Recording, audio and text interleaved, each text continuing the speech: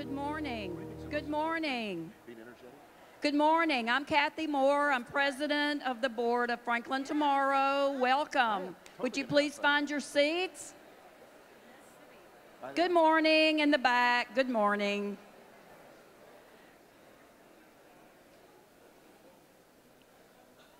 Welcome. We're glad you're here. Good morning. I'm Indy Tate, Executive Director for Franklin Tomorrow, and we are glad that you have joined us for our third installment of Breakfast with the Mayors, presented by First Farmers Bank. We've got a great crowd this morning. I think the people that aren't here, do you think they're out playing golf or out voting early? Is there an election? Oh, Kathy. Oh, Kathy. Can't you see I voted once already? Oh. Is that one of those people who are at my house? It's one of those people that's one of those people at your house, door to door, but everybody's going to get a chance to vote today. Oh, great. Early and often. Early and often voting today. Everyone gets a chance to vote today if you have your phone with you. Who has their phone? Whip out. Normally I say take your phone and turn it off. But before you do that today, I'm going to ask everybody to take their phone out. And there is, if you need the internet Wi-Fi access here, it is RHCC guest, because we're going to vote today.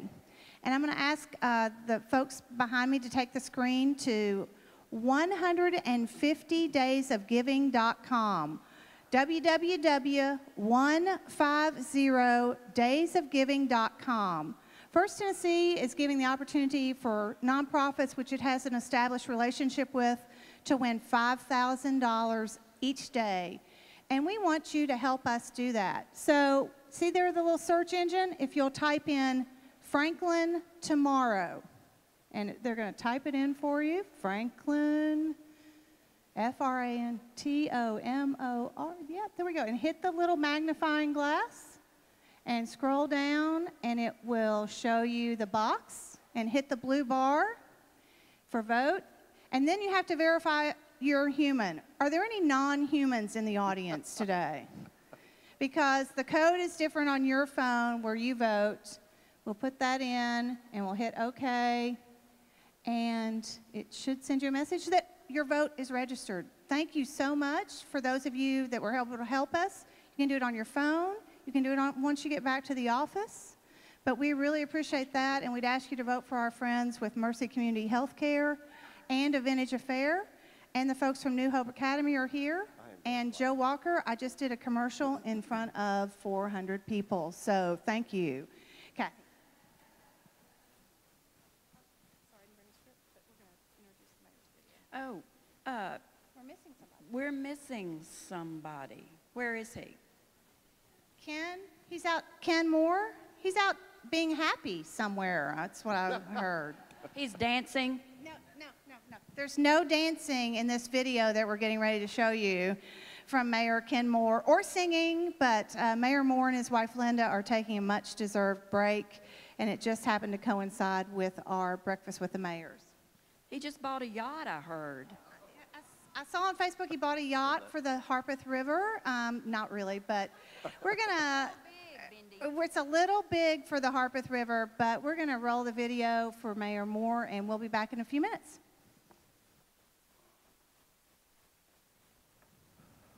Hello, good morning. Sorry I can't be there at Breakfast with the Mayors today, but my wife and I are taking a little R&R. And I wanted to take this opportunity to thank Mike Hyatt for being there today and give his presentation, and also to Rogers Anderson, our county mayor, who will handle all the tough questions today. But I thought I might start out here on one of our current city projects, the 3rd Avenue extension and the bridge that crosses over one of the branches that feeds into the Harpeth River. This has been a project that's been going on now for a little over a year and a half, I would say, and we're nearing completion, and we're going to start driving on it this month. This is an important connector for our city. Not only does it help alleviate some of the traffic congestion and allows more stacking, but also it's an important piece of Bicentennial Park. What you're looking at now is part of the development for Bicentennial Park and a glimpse of the future for this land that still is undeveloped and that we have a master plan to develop in the future. To our left, you can see this small branch that feeds into the Harpeth River and how it's being preserved and protected. And then in the distance, you can see the Harpeth River, which is one of our most valuable resources in our community, which not only helps us with recreation, but also as a source of our drinking water, and also facilitates disposal from reclaimed water from our wastewater plant. William, thanks for being down here with us today looking at this project, and I know that you're heavily involved with it from our engineering department, and wondered if you might want to make a few comments about what we can expect in the next few weeks. And you'll be addressing this to the Breakfast with the Mayors. So you are my representative for Breakfast with the Mayors right now. Yes, sir. In the next few weeks, we actually hope to open this road to traffic. Right now, as you can see, we've got the contractor and our consultant out here trying to go over our little punch list items, making sure the project is complete and to our satisfaction. There's one area of the development that hasn't been finished yet, and I think you called it Point Park. Tell us about what's coming here and when. Okay, the original 3rd Avenue project was split out into 2 projects, which is the roadway part, which is now almost complete, and the Trail Greenway project, which includes Point Park, which you're now looking at, includes finishing the sidewalk and completing a trail system that follows the Harpeth River all the way down to the existing trailhead at 2nd Avenue and North Margin Street. So it's coming soon, possibly, we can possibly start construction probably early fall, maybe be complete towards maybe spring of next year is what we're thinking. Right here, you'll be able to go from downtown all the way over to the rec center area. Yes. Just on a single trail. Correct, yes. And also along the Harpeth River and enjoy the scenic features of the river and maybe see some people canoeing down it. Yes, sir, exactly. We're now on Hillsborough Road, or 5th Avenue, coming into the city. This is one of our important gateways to the city. And for months now, you've been looking at these orange barrels that's blocked the road and rerouted traffic in many different directions. These are getting ready to go away. This is an important project because not only does it enhance one of our entryways into the city of Franklin, but it also is going to long-term stimulate economic development along this corridor for the property that's located along this street. We're almost done with it. We anticipate that there will be a ribbon cutting in the near future. You know, one of the important things whenever you're doing these gateway, corridor, and economic development projects is to create a place where people want to come and walk, a place where people want to come and shop. And we think that we've created that atmosphere now on Hillsborough Road with this redevelopment project. So now let's take a look at another project. So now we're standing and looking at the widening of McHatcher Parkway, which we anticipate is going to help quite a bit with some of the traffic congestion issues that we're seeing in Franklin. We were proud that the governor was able to come down and participate in the ribbon cutting along with a number of other dignitaries from across the state and locally. We're going to go over to the water treatment plant and see some of the things that are happening there to upgrade our facility. I'm standing here next to one of the pieces of equipment that's going to be installed as part of the upgrade to the water treatment plant in the future. This particular one is an ultraviolet disinfection unit that will help improve the quality, continue to improve the quality of our water. In addition to that particular treatment, we also will be using advanced oxidation, membrane filtration, and carbon contactors. What this will do will get out almost every impurity in the water, including even biologics such as drugs and things of this nature that people worry about being in their water. It also will help us with the taste of the water during those hot summer months when we have geosmin in our water system. This is part of the first phase of the upgrade, and as the design continues to progress, the rest of the plant will be upgraded and additional structures will be built to produce our water. Well, we're now standing at the raw water reservoir for the city of Franklin. It holds 114 million gallons of water and could be up to 3 months supply of water that we could use, raw water that we could use to make water. So this is going to finish today. I wanted to just give you an opportunity to see some of the big projects we're doing here in Franklin, and I'll see you next time at Breakfast with the Mayors.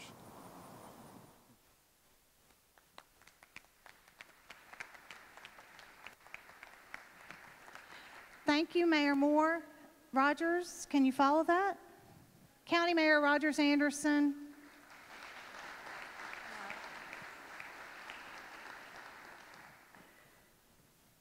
Well, it's very difficult to follow Ken like that. You know, a few years ago he used to talk about bones, and now he talks about infiltration and all those other things. Dr. Ken I got Moore. a little worried when those trucks were coming at him on Hillsborough Road. But Let me take a break here and kind of share a few things from the county perspective. And first of all, I want to ask, if you're a veteran, would you stand? If you've served in the military, would you go ahead and stand? 1, 2, 3, 4. Look at the man around.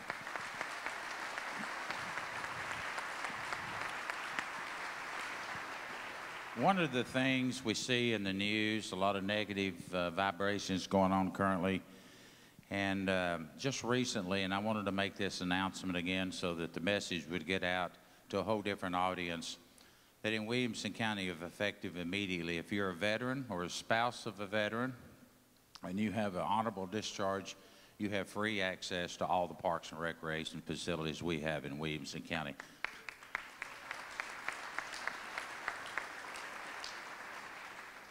The other thing, and following along with Dr. Ken Moore's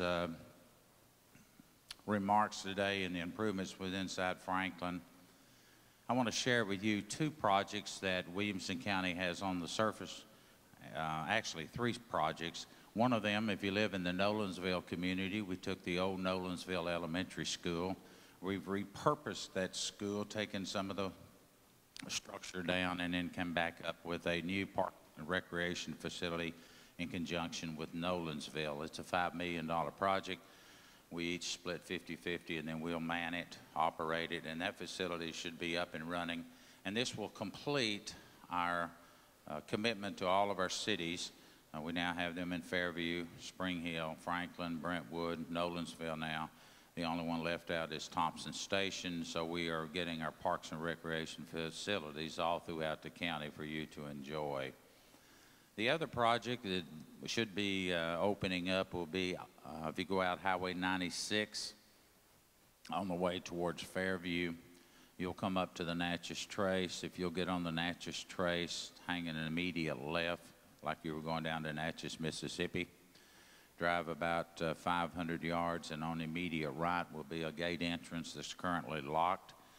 Back in 1998, 99, 2 ladies, Nancy Conway, Judy Hayes, were able to help work with the federal government and secure 75 acres of land for us to develop. That parkway called Timberland, the roadway about a mile back into the trace, was built by our county highway department with the oversight of the federal government, and that park will open up in the first part of October. It's 75 acres of walking trail. They have an intermediate, medium, and a heavy advanced walking area. Has a pavilion and a site. And on this cool, brisk morning that we've got, it kind of reminds me of the fall time that we'll be able to enjoy on the 1st of October. So I encourage you to put that on your schedule and take your children and grandchildren out and enjoy some of the beautiful scenery that we have still left in this county. The other project, won't spend a great deal of time. If you're heading back towards Franklin at the old BGA site, plans are in process. We're about 2 years away from having a new enrichment center. This will be heavy advanced towards our seniors. We'll be relocating the J.L. Clay senior citizens to this new facility, along with the community theater that will work in conjunction with the Franklin theaters. They're not partners, but we're not competitors in this in any way. So we'll have the community theater be relocated on the 2nd oldest gym in the state of Tennessee. and that should be up and running in about 18 to 20 months. And the new enrichment center, which will handle all of our needs for our seniors and youth alike, and many other activities, should be about 2 years away. So that's what's on the drawing board in the county. Can you believe it's been 10 years since you restarted the Williamson County Fair, Rogers? Yeah, I can't today. Williamson County Fair does kick off again Friday night. We'll have 225,000 people. It's a major economic engine in our community. It's centered around the construction that many of you know in Williamson County on the interstate. There's a little construction going on, so we just decided to embrace that idea, Mindy, and call it, a 10-year anniversary, constructing good times. And people around here that know the community, I would encourage you to go out to Arno Road, Gosey Hill, Long Lane, Paytonsville Road, and all the visitors that come in across the Middle Tennessee. Actually, we have people come in from Alabama quite a bit. They'll be stuck on 65, but they'll eventually get there. But you now know the secret of how to get to the Williamson County Fair. Lewisburg Pike or Arno Road to Gosey Hill to Long Lane, and that'll get you in the back way of the Williamson County Fair. Scenic route to get there. Scenic route. Thank you so much, Thank you. Rogers, and we'll have time for questions for Rogers perhaps at the end of our program. This is a great turnout today, and we believe that's because we have such a high caliber speaker in Michael Hyatt. Michael is the former CEO of Thomas Nelson Publishing, and he himself is a New York Times, USA Today best-selling author with his book, Platform, Get Noticed in a Noisy World. Now, this is a noisy world, but it'll be less noisy if you take those cell phones back out and turn them off or put them on vibrate, please, before I bring Michael to the stage. I'm not going to spend a lot of time telling you about him because you obviously know about him because of the great response we had here today. But he is going to speak on his book and on his project Platform. But we also want to welcome his wife, Gail, here today. Gail and Michael are Franklin residents. Thank you for being here and getting up this morning. But I know you're an early riser, so that's a good thing. But I'm going to turn the stage over to Michael Hyatt. Thank you so much. Thanks, Mindy.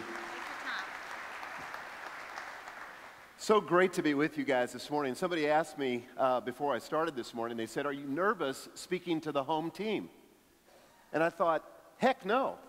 I love Franklin. I could live anywhere I want because most of my business is on the internet today, but I choose Franklin. I love it. I love the terrain.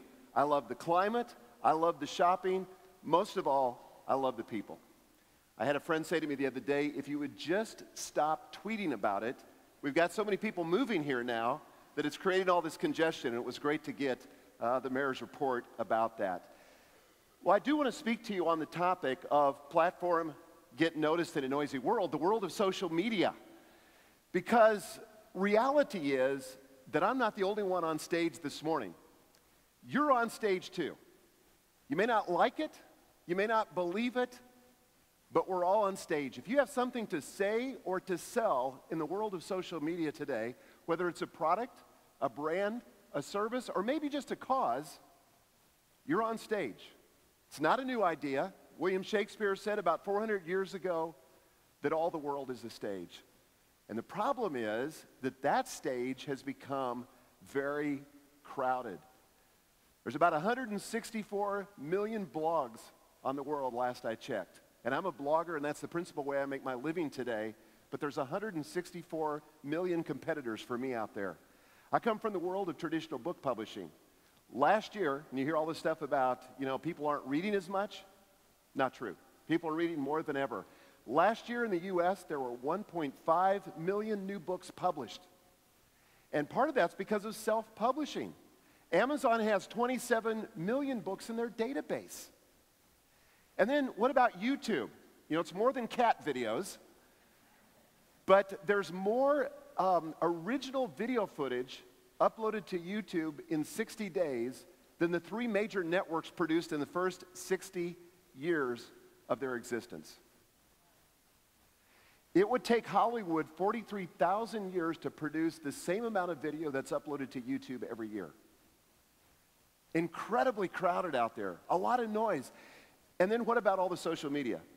Facebook, Twitter, Pinterest, Instagram, LinkedIn, and whatever they're going to invent this year.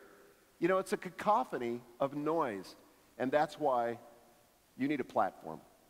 If you're going to succeed at business, if you're going to succeed at sales or building a personal brand or get your cause out there, you've got to have a platform. Now let me start by defining it. What is a platform? Well, it's that thing you stand on to get heard, to get visibility, to get your voice heard. In the old days, it was just a hill. Think Sermon on the Mount. Then we got these wooden speakers like we have today, or wooden platforms. And then the great big metal platforms. You know, trusses with banks of speakers and lights and even smoke. But those are not the kinds of platforms that I'm talking about in this presentation. When I talk about a platform today, particularly in the world of social media, I'm talking about people. It's your prospects, your customers, your fans, your friends, anybody that's connected via the world of social media. Now, in the old world, if you wanted to get your message out as a small business owner or even a big corporation or even a church, you had to go through traditional media. You had to go through the gatekeepers to get attention. They were like the bouncers that determined who got admission. If you wanted a magazine column or a newspaper column, an editor had to give you permission. If you wanted your own TV show or a radio show, a producer had to invite you. If you wanted to get a book published, an editor had to sponsor you and make you an offer. But all that has changed in the world of platform and the world of social media, because today, you and I have the opportunity to have direct access to our customers. To the people that love what we do, that love our products, that love our business, we can have unmediated direct access to those people. It is possible for the first time in history for non-celebrities, people like you and me, to get noticed. Maybe not global fame, but we don't need that. But to get noticed by the people that matter, the people that we're trying to connect with, the people we're trying to influence, the people we want to have an impact on. And my premise for this morning is very simple. You can build a powerful platform, whether it's for you personally or for your business, by taking just 5 steps. And I want to run through those quickly with you this morning. Step 1, start with wow. This is the first step. It's the most important step. It's really where it begins. You know, it's really not about social media first.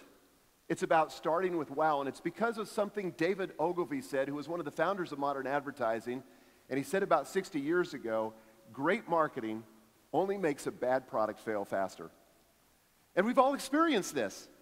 You know, you go to a movie today that opens on a Friday night, and it can be dead by Sunday afternoon because people are posting on Facebook, they're posting on Twitter, and word gets out. And if the product is substandard, bad news travels fast. But what is wow? What I want to suggest this morning is that to create wow in the lives of our customers or our fans or the people we're trying to reach means that we have to exceed their expectations. It's that simple. You know, in the business world that I grew up in, customer satisfaction was kind of the holy grail. I would suggest this morning that customer satisfaction is too low of a goal. Now, I travel a lot. I primarily fly American Airlines.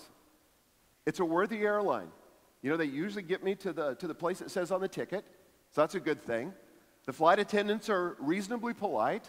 I usually have hot coffee at somewhere along the journey, very small bag of peanuts. But it's a satisfying experience. But I don't go around bragging on American Airlines because it doesn't really wow me. In fact, I don't know really of any airlines that wow us today. About a year and a half ago, I decided to buy a new car, and I'm a little bit of a geek. And so I got really fascinated with electric cars. So I decided that I was going to buy a Nissan Leaf. You guys seen this car? You know, we sell them right here, Nissan headquarters right here in Franklin. So, you know, just imagine a refrigerator on wheels, kind of a big skate. It's an awesome car. So I went to the dealership in Cool Springs, And the car wowed me, but the salesperson wowed me. Totally exceeded my expectations. You know why? Because I didn't feel like I was being sold. I felt like he was answering my questions and educating me about something that I was really, really interested in. And now I go around the country talking about this Nissan Leaf. Nissan doesn't pay me. I'd like to work that out, but they don't pay me. I just talk about it because I'm wowed. And that's the kind of word of mouth that happens when you wow your customers. So let me ask you this question. Is your business set up to wow your customers? If I were to interview your customers or your constituents, would they say you consistently exceed their expectations? Because in the world of social media, if that's not your goal, you're aiming too low. That's step one. Step two, before you get out into the world of social media, you got to prepare to launch. And this is really a mindset issue. You know, I know when we think of social media, sometimes we think it's a great way to entertain ourselves. Maybe you're into it for that. Some of you may be thinking, it's a huge time suck. You know, it's a waste of time. I hate it when my employees get all caught up in Facebook and takes away from their productivity. You're really missing the opportunity with social media if that's the way you think. You can do all that, by the way. You can waste time if you want to, and sometimes I do that on social media. But social media gives you the opportunity to set goals that are very specific. In the world of old media, it was very difficult to measure results. But in social media, it's very precise. I know how many people read a blog post. I know how many leads I'm generating every week. And by the way, that's the number one goal for me with social media, is to generate live leads that my business can follow up and turn into business. Last week I generated 1,030 leads, and that's pretty much been my average for this year. All off my blog and my podcast. And those are real live leads, many of which will turn into orders.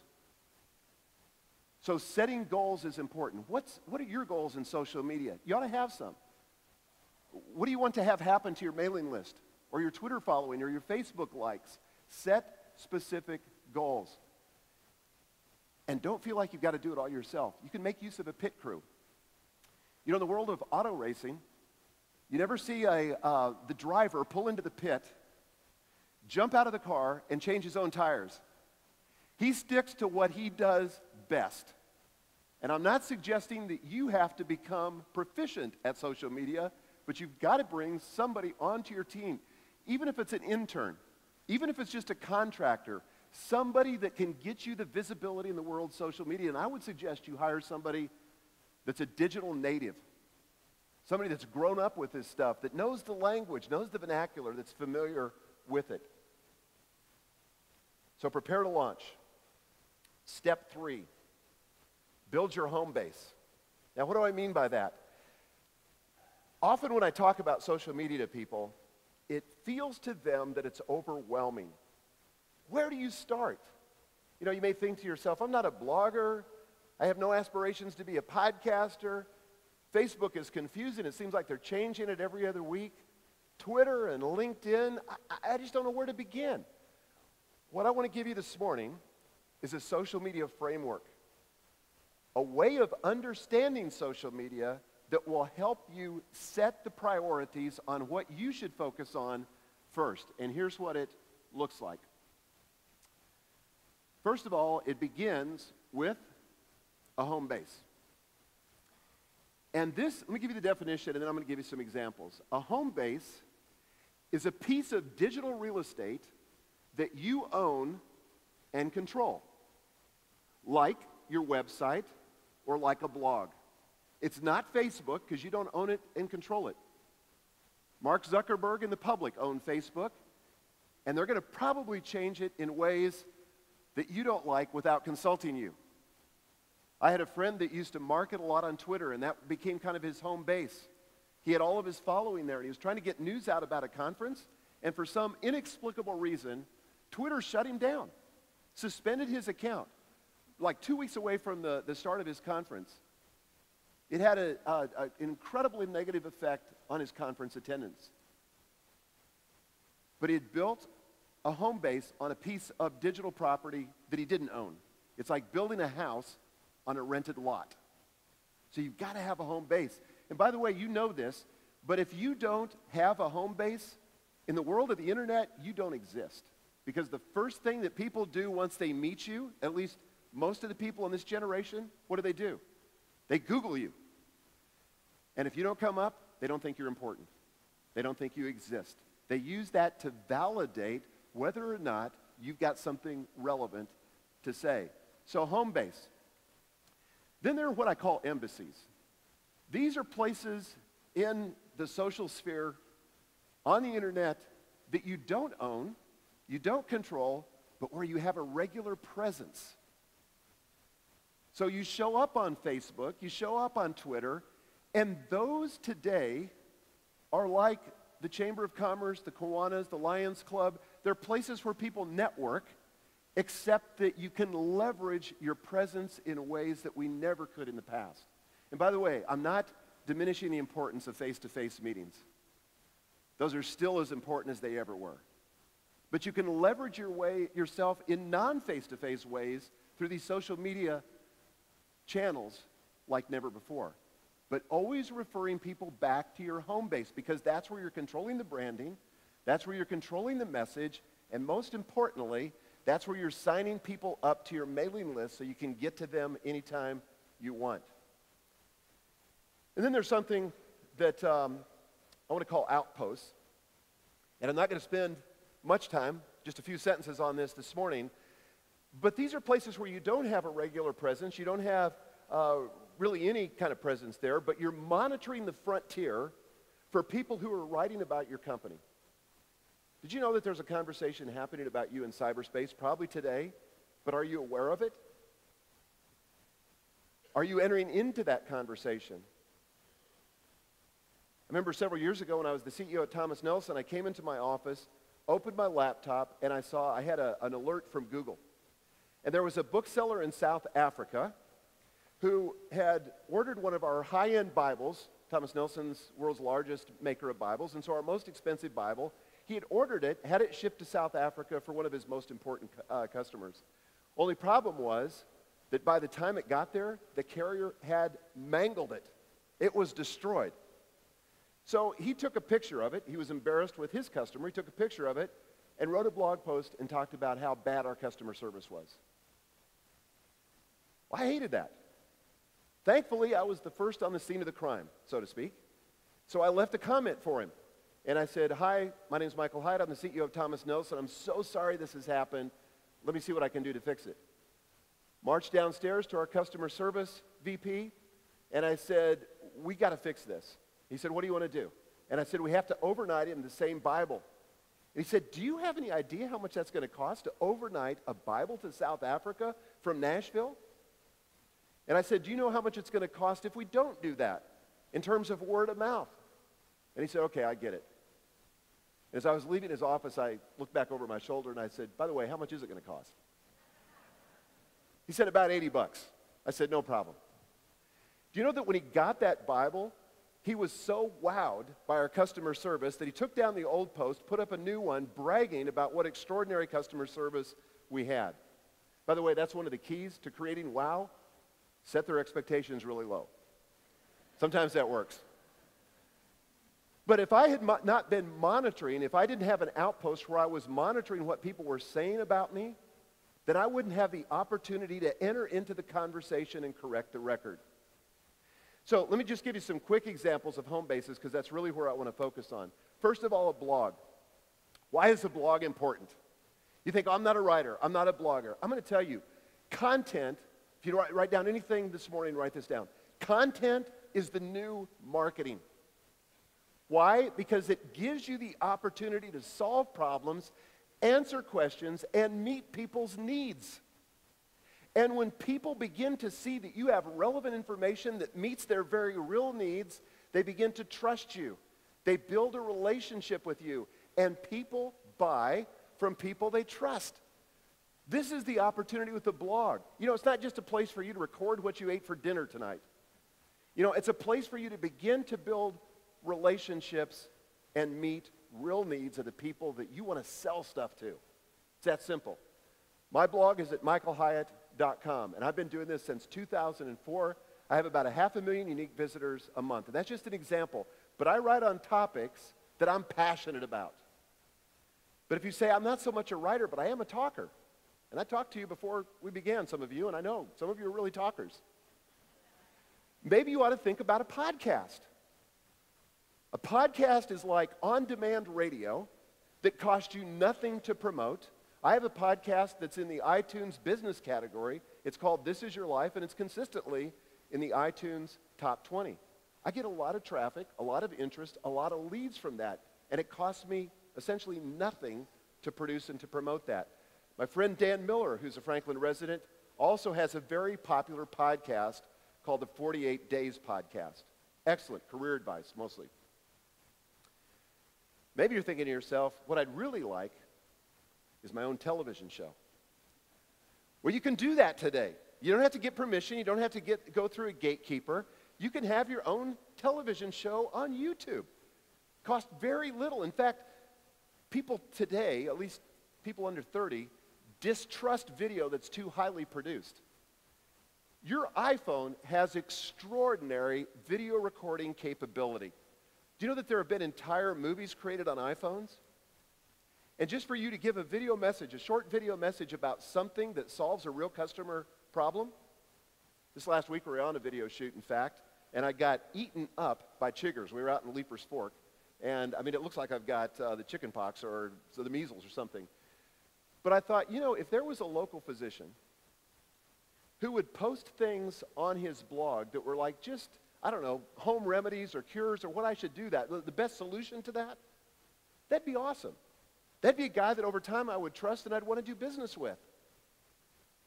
That's how you make, or how you could make a television show or a video show or a vlog work.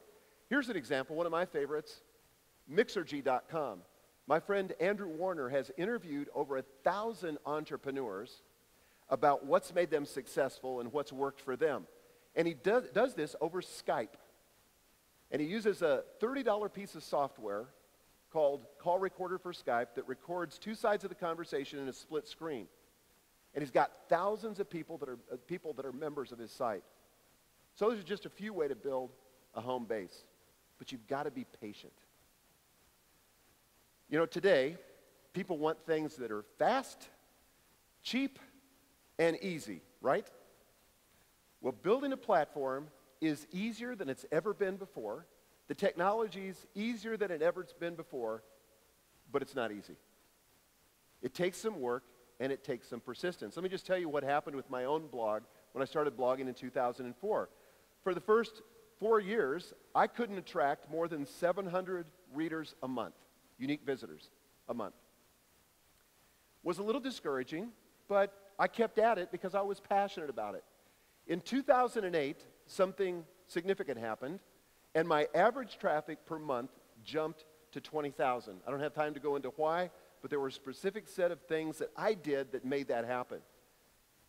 Since that time, my blog has grown exponentially. But the point I want you to notice is that it took about 10 years to get to the critical mass I am today. I could have done it faster had I known then what I know now. And I've got some friends, actually some residents of Franklin, that have built significant online platforms and made full-time, and are making full-time livings, some of them 7-figure incomes, off blogs that they started 2 years ago. But it didn't happen in a month, didn't happen in 3 months. It's taken a few years to make it happen, so you've got to be patient. Once you have your home base, now it's time to expand your reach. Now it's time to get involved in social media. Now it's time to get out there because now you've got some place to refer people back to. And that's really what the social media channels are for. Problem is, most people are uncomfortable with marketing. Maybe not you, but a lot of people are uncomfortable with marketing. I was talking to a pastor friend of mine who had written a new book, and we were having lunch together, and he was very excited about it. I mean, you could just sense the energy as he was telling me about this book, how excited he was. And I said, great. What are you going to do to market it? I mean, his countenance fell. He slumped down in his seat, and he said, I hate marketing. I just can't promote myself. And I said, really? I said, you've written this book that you obviously are passionate about, that you care about, and you don't want to promote it? Well, mostly it's because of this guy. You know, the equivalent of human spam. You know, these are the people that are yelling at us when the commercials come on when we're trying to watch the Today Show and it's about, 7 decibels higher than the programming. But what if marketing was not about giving people impersonal, irrelevant information that interrupted their day? What if it was just about sharing what you're passionate about and attracting people that are passionate about what you care about? I write about leadership, and I attract a loyal tribe of people that care about leadership. They don't feel like they're being marketed to. I'm simply solving problems. But once you have your home base, it's time to get out and establish your embassies. And this is when you get involved in Facebook or Twitter. By the way, dirty little secret, you do not have to get involved in all of them. Pick one. Pick the place where your prospects are most likely hanging out and get proficient in using that one social media channel. For some of you, that's going to be LinkedIn. For some of you, that may be Facebook. And for others, it might be Twitter. It doesn't really matter. But you want to get them back to your website, not with relentless promotion, but by solving problems and occasionally asking them to come back. And when they get to your website, you want to get them to subscribe to your email list. I have about 120,000 people on my email list today, and about 90% of my income comes out of that email list. The bigger the list, the more I make. It's that simple. I have more people to market to. Step number 5, engage your tribe. This is like the biggest mistake I see business people making with social media. They use it like another direct marketing channel. They use it to broadcast their message as in a monologue, but this is a vehicle for dialogue. That's the game changer that's social media. And so you've got to understand the concept of a tribe. This is key. In the old days, people aggregated themselves based on geography, ethnicity, language, but all that's changed in the world of social media because there are no boundaries. People who have similar passions can get together. All you have to have, Seth Godin says, is passion, leadership, and a way of communicating. If you've got that, you can build a tribe. I want to give you some quick examples of tribes. You know this one, Dave Ramsey. He has like a cult-like following. I would say this if he's in the room, of people that are passionate about financial freedom. And Dave's got this loyal tribe that does about anything he asks them to do. It's incredible. Here's another tribe. Do you know what this is? This is an Apple store. Why is it that you can go to the Apple store in Cool Springs on a Tuesday afternoon like today, and it will feel, the whole mall may be dead, but it feels like you're at a bar on a Saturday night? Because those people are crazy, that's why. And I'm one of them. Or here's another one of my favorite tribes. You know what this is? Harley Davidson enthusiasts. You'd be surprised who's in this tribe. Anybody here a Harley owner, a rider? Okay, a few of you. So I'm on 96 at the corner of Royal Oaks, and I'm waiting for the light to change so I can go up to the interstate. You know that intersection. And I'm sitting there in my Leaf, and it's really small, and it's totally quiet. And I hear coming up behind me, actually I felt it before I heard it, sort of that unmistakable thump, thump, thump of a Harley. And now I'm feeling a little self-conscious because somebody's in a Harley and I'm in a Leaf. And so I looked to my side and I noticed that, he has the bandana and sleeves rolled up, jeans, boots, tattoo. Hadn't shaved in about 3 days. All the basic things that you would expect. But as I'm sitting there, I do a double take because it's my dentist. That's a crazy thing about this particular tribe. It's one of the most valuable brands in the world today, but it has tribe members that you wouldn't suspect. The way that you get involved in these embassies is you've got to have a conversation. If people are going to respond to you on Twitter and Facebook, you've got to reply back. Maybe you can't reply to everybody, but you've got to have a presence there. And then most of all, you've got to be generous. Offer up information, solve problems. I'm going to tell you, this is like the basic, the most important principle in the economy today. People that are generous win. Jesus said it a long time ago. It's more blessed to give than it is to receive, and that's the most brilliant marketing strategy ever spoken. I practice the 20-to-1 rule, which means for every 1 bit of value I try to extract, I want to make 20 deposits. I want to give, and then I can ask. And maybe it's 13-to-1. I don't know what the ratio is, but the important thing is you got to give a lot more than you ask. And if you do that on social media, you'll be successful. So let me summarize these 5 steps for you. First, start with wow. That's where it's got to begin.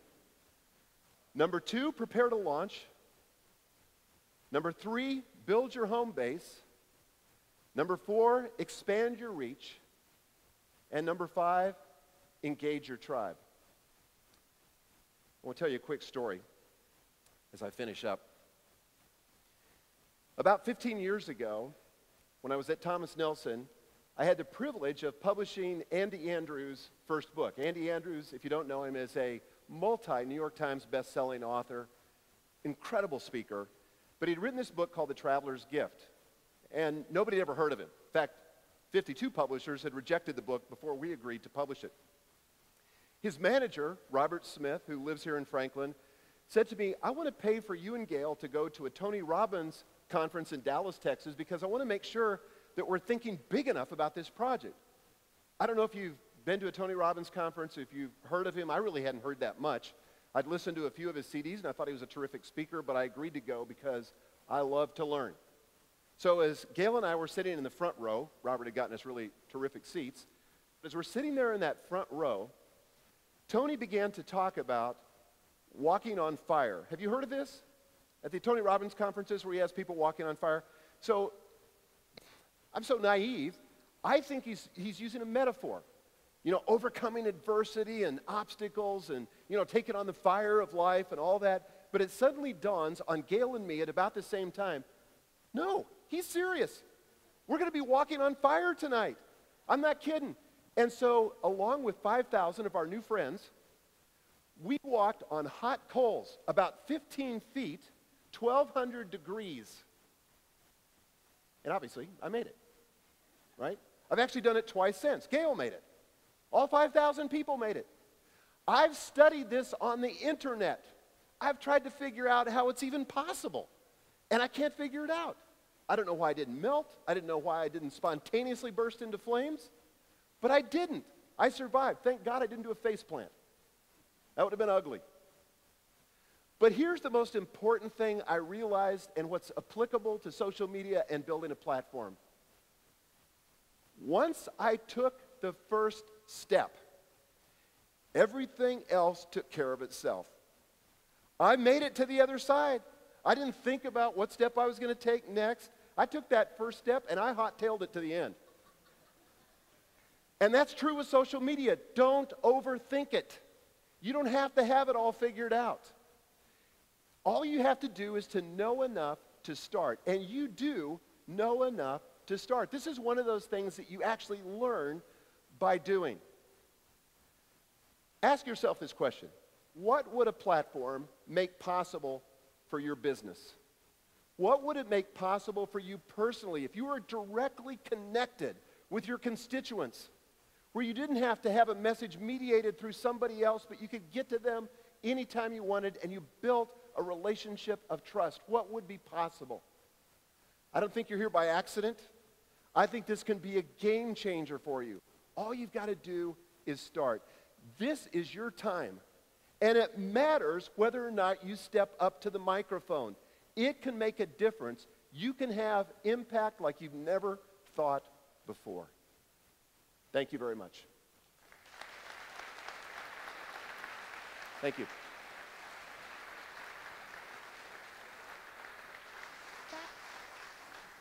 That was fabulous, and we do have some time for questions from the audience, and I know that you will not let this great opportunity pass you by. I see Dolores has a question right there on your right, Elizabeth. Okay. Hello, thank you so much for coming today.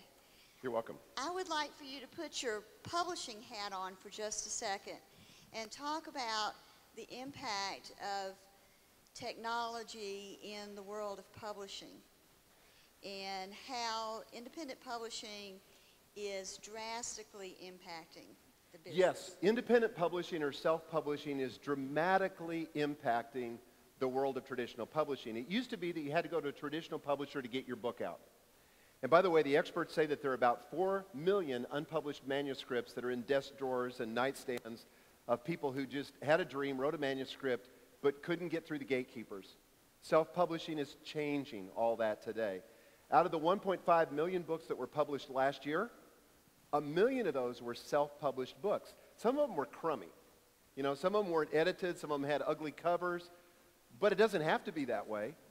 But this is given access, and this will radically change the future of publishing as we continue. I still, by the way, think there's real value in traditional publishing, but it's going to have to prove its value to the authors that want to get published. That's their responsibility, and frankly, right now, they're floundering a little bit in that. Great question. Any other questions from the audience? Okay. I have right over here, Elizabeth. Hang on one second.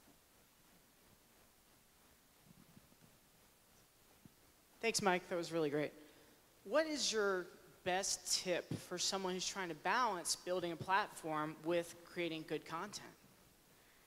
That's a great question, and it's not really either or. You have to do both. I used to talk to authors all the time. In fact, I had an author that I got into a debate with. He said, my job is to write the books, your job is to market them. I said, that's terrific, and that was the world of the 19th century and the early 20th century, but that's not the world of today.